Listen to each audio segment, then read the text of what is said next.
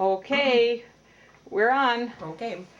Identification. Okay, today is October 27th, 2005.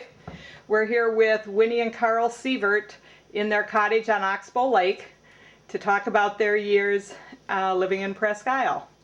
Hi, Winnie and Carl. Hi. Nice to have you do this.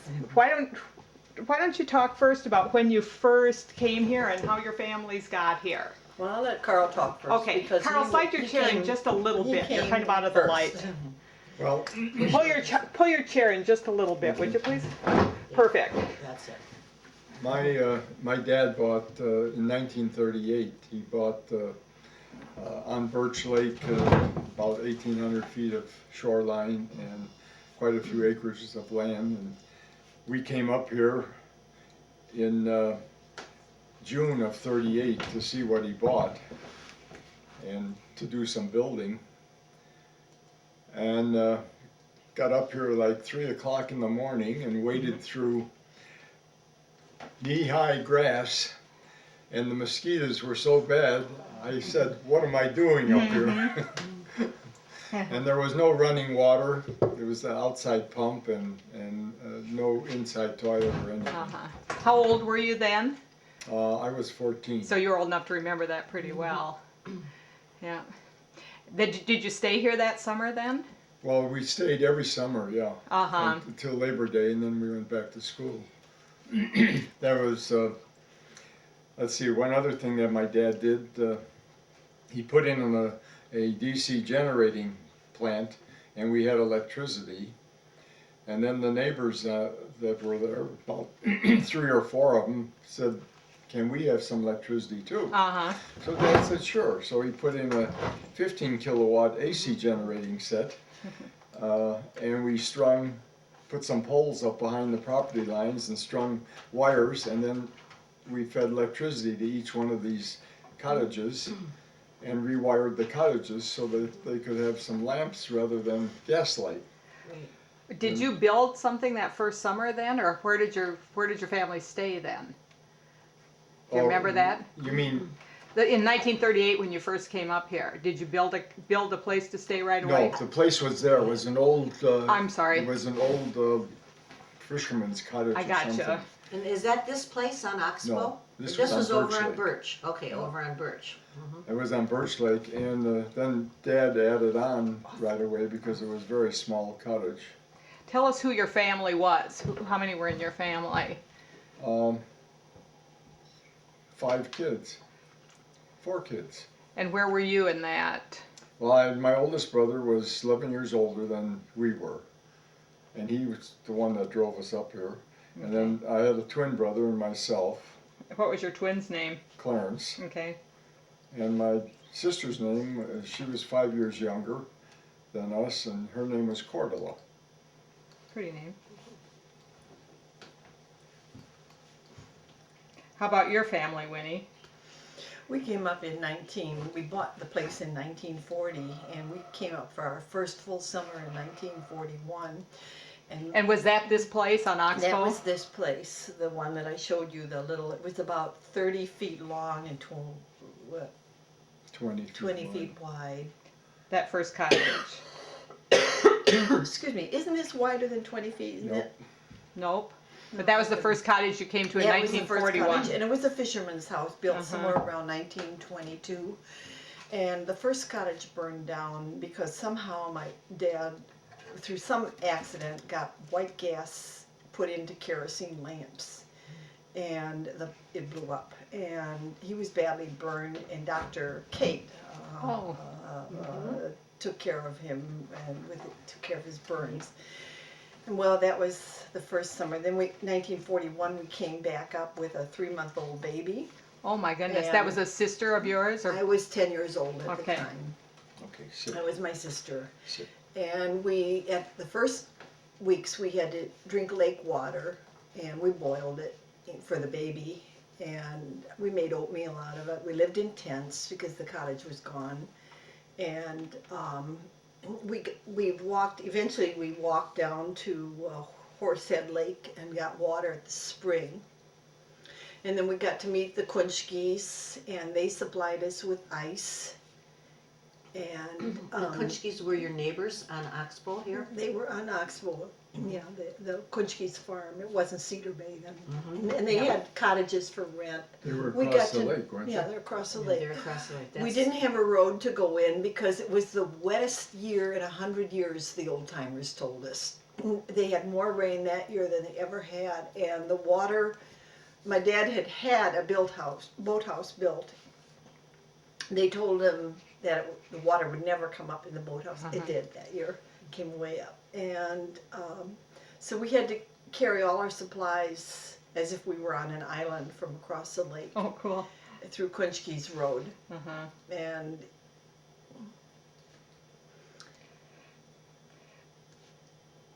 How did your two families come here in the first place? I mean, because this would have been right before the war, that couldn't have been easy to travel. I mean, do you remember, did your parents just want to come to the woods, or my why? dad, they liked it. They were German. They were both German immigrants, and this reminded them of the old country. Quote. Do you know how they came to know about Presque Isle? Well, we went to Fence Lake Lodge first Ah. in '38, and my dad liked to fish, and he never stayed at home. He was always bombing around the country, and he heard about this place for sale I see. up here, and it was affordable for him then because he had only come over to America in 1924, so he wasn't here that long, and he started immediately rebuilding the cottage, and he put in a Delco electric battery plant so that we would have electricity. And that little pump that's out on the porch, that was to pump water up for the toilets and from the lake for the toilets and for the first septic system was a huge hole in the ground with logs put over it. And then the pipes would run out from the top of that, and everything was homemade. The road, we did the ditching on the road ourselves, and we put logs over the ditches to make the roads passable. That piano came up too the first year. That was on the first no trailer. And as we Oh, paper. turned into the road, the whole trailer tipped over in the mud. And this was in Memorial Day, and the whole thing went over. And eventually, they took the piano over across the lake through Kunschkis in a boat. In a boat. Yeah. But the piano was an important part of our entertainment. My mom would play the piano, and we'd just sing every night. We'd sit around the piano singing, and that was our only. Can I ask you to repeat that again? You brought the piano from home, but then you had to bring it across the lake? At the beginning of the road where you turned in at the mailbox, that was Uh-huh. just a quagmire of mud. And as my dad turned into it with the trailer just sunk in on one side, and the whole thing went over.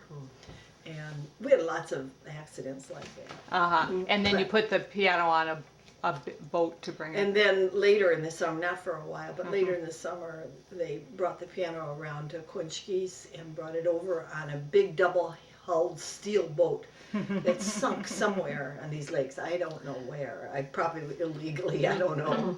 But, or else, I vaguely remember my dad talking about giving it to somebody, and I don't know. They didn't we were not privy to much inside information. Right. Do you remember, Carl, how did your family, did you come here from Milwaukee? No, we lived in River Forest, Illinois, and my dad had a couple outings up, not in this area, but near Eagle River with some friends of his. Like fishing, or? Just came up to the cottage, Okay. people from church, I guess. And he liked the area, so somehow he got up to this area and liked it and decided to buy some property.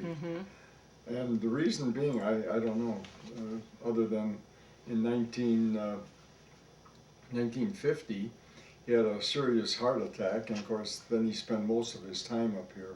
Okay. during the spring, summer, and fall, to sort of recuperate and work in his garden. He was a garden bug. Did the two of you remember, you said you weren't privy to too much, do you remember ever hearing how much your parents paid for the land they bought in those years? Well, I remember a figure of $500. 500. Yeah, and that was probably the first cottage. I was never privy to it. You don't remember No, hearing that? they were very, very private about everything. Right. That you may not easily have heard that. Did you two meet up here? We met at the little church in town. There was a little Lutheran church right across from the PI pub, which is now PI pub. It used to be Shattuck's. And there were men that just got out of seminary that would be the pastor for the church. And interestingly enough, one of the men was named Victor Brandt. And he was brand new, and he went on to become the bishop of the Elka Lutheran Church. And his children went to college and became friends with our children at St. Olaf.